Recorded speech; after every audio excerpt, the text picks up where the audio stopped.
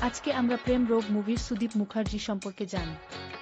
এই ছবিতে জনপ্রিয় অভিনেতা সুদীপ মুখার্জি একজন শক্তিশালী খলনায়ক বা নেতিবাচক চরিত্রে অভিনয় করেছেন।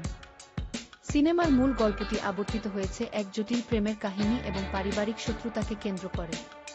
সুদীপ মুখার্জি অভিনীত চরিত্রটি নায়ক-নায়িকার প্রেমের সম্পর্কে সবচেয়ে বড় বাধা হয়ে দাঁড়ায় এবং নিজের স্বার্থ চরিতার্থ করার জন্য নানা রকম চক্রান্ত করতে থাকে। তার হিংস্র মনোভাব এবং ক্ষমতার অহংকার পুরো গল্পের মধ্যে এক ধরনের ভীতি ও উত্তেজনা তৈরি করে।